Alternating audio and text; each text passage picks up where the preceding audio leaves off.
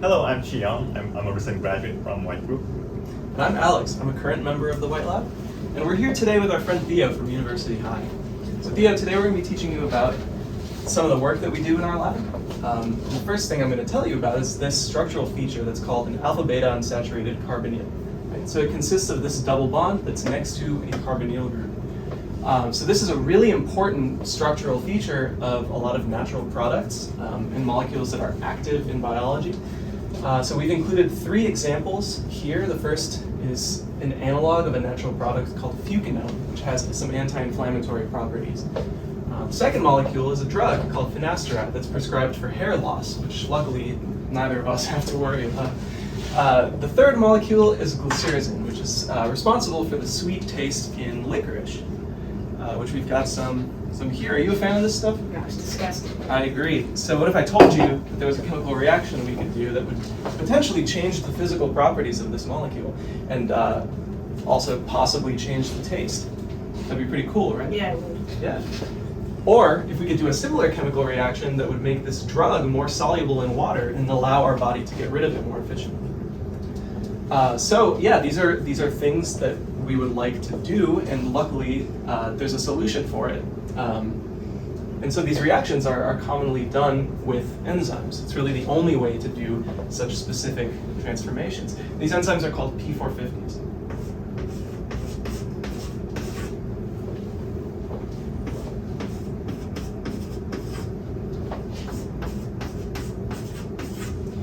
Now, P450 enzymes are found everywhere. They're found in plants, in nature. They're also found in our bodies, specifically in our livers.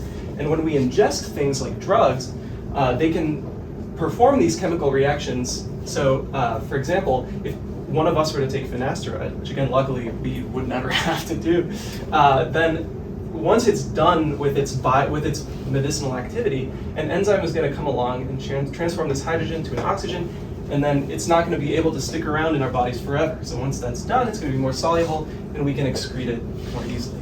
So do you have any questions? So why is this reaction so hard if nature can do it? That's a great question, and to answer it, we've got an expert present who's going to walk us through that. So Theo, fucanone has many CH bonds. So in addition to the strong bond that we want to hit, fucanone also has some much weaker CH bonds.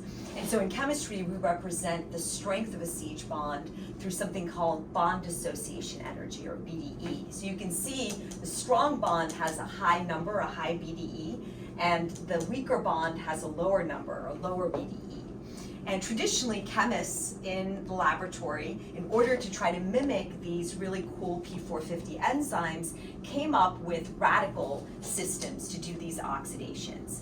So the rules of radical systems are, they just go based on BDE. So the radical system is going to choose the lower energy BDE bond over the higher energy one. And pretty cool, someone's actually done this reaction on fucanone, and they got hydroxylation exclusively at that position.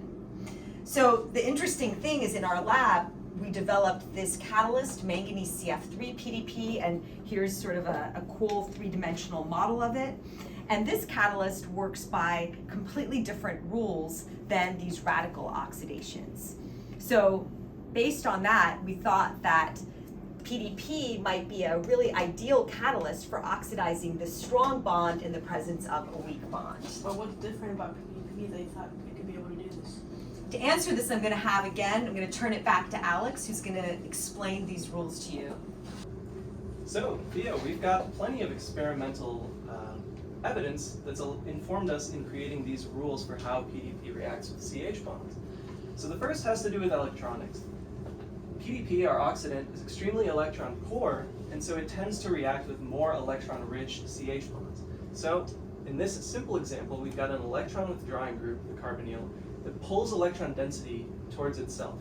And so the blue CH bonds that are closer to the carbonyl are going to have less electron density compared to the red ones that are further away. And so PDP is more likely to oxidize, to cut one of these red CH bonds. Right? So if we take this lesson and apply it to our fucanone analog, which of these 2 bonds would you predict that our PDP oxidant will cut? Well, it would probably be the one farther away from the carbonyl. Very good, right? What about the other rules? So the second rule has to do with something called sterics.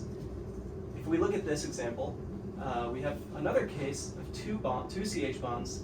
One is weaker, this bond in blue, with a BDE of 83, and one that's stronger, right, the red CH bond.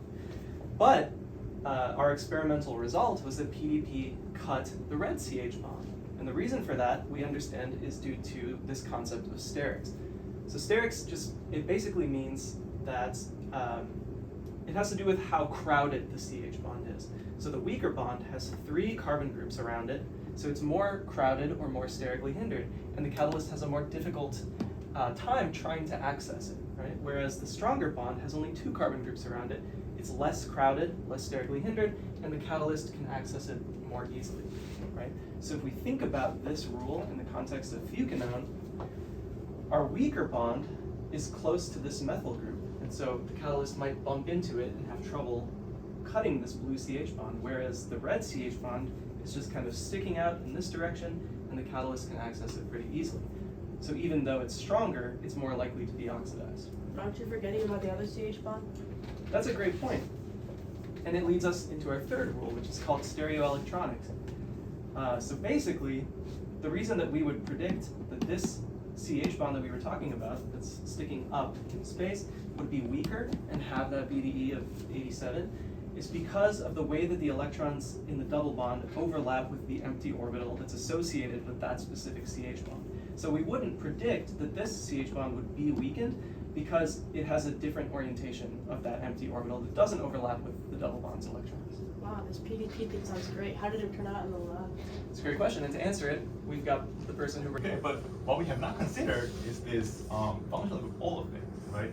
As Alex pointed out, this olefins here, right, its electron around it are more fatter and more dispersed far from this core scaffold, right? So basically, that makes this electron cloud much more accessible, much more so than this electron cloud around the CH bond. Because of that, the PDP system, when it's applied on this molecule, it preferentially reacted with the olefin, not with any of the CH bond, and we end up getting this epoxide, right? So the problem of this is, right, so now our alpha beta unsaturated carbonyl scaffold now transformed, right? But this scaffold is a very important scaffold in all of these interesting molecules, and then they are actually playing an important role in their interesting bioactivities. So this is a big problem. So what did you do to get this reaction to work? Yes, so we had to change the mechanism to actually solve this problem. So in our original PDP system, we used this manganese CF3 PDP catalyst. And hydrogen peroxide as an oxidant, this is a common household item. And this chlorinated acetic acid, which is basically chlorinated vinegar. So these 3 things come together, and in the reaction it forms this reactive species, which has this cyclic structure, which is very similar to this peracid type intermediate, right? And then this is actually well known for its epoxidation reactivity.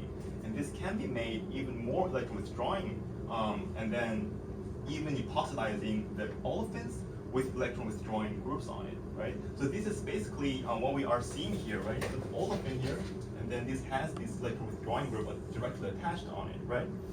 So, but the interesting part here is, as previously mentioned by Alex, this natural system P450 can actually do this CH oxidation in the presence of these olefins, not really ruining this as a form of epoxide, right?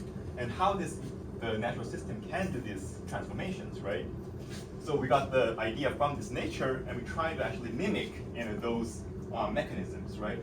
So this natural mechanism of P450, which is drawn here, it uses the reactive intermediate, which is so-called high-valent iron oxo species here. And then how this oxidizes the olefin is it tries to pluck one electron out from the olefins, right? So interestingly, when this olefin is attached to this electron withdrawing group, it makes this one electron plucking out process really difficult, right? Because this withdrawing group is draining the electron towards its directions, right? So it doesn't want to let one electron go out of it, right? So that's why this P450 here can tolerate these olefins and then just selectively do the CH oxidation in these molecules, right? So based on that idea, we also looked into this the species, and then we realized that this does not have the acid here, right? So therefore, now we can see this kind of an idea that how about removing the acid, right? So therefore, by doing this, and then we can actually access the different species compared to our original PDP systems, and this should be more mimicking the more of P450, and we can potentially achieve the PDP oxidations.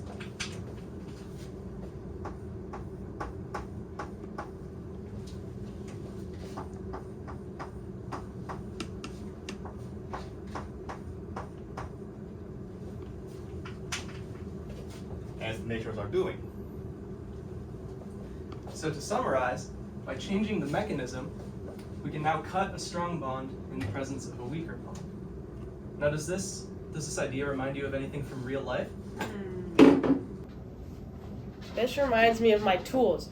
I have my whittling knife, which using a shearing mechanism can cut wood just as easily as it can cut my hand because it doesn't differentiate between the two surfaces. And so I have to wear my glove when I carve because otherwise I would cut my finger off. But with my diamond cutter, it uses a grinding mechanism, so it can only grind the hard surface of the marble, but it can't grab onto the weak surface of my hand like this. But when I try on my hand, I'm fine. This diamond cutter though is like your guys' reaction. It can only grab onto your guys' reaction can only grab onto the strong bond, but it can't grab onto the weaker bonds. It sounds like a really cool reaction. Can we go try it? Of course, let's do it.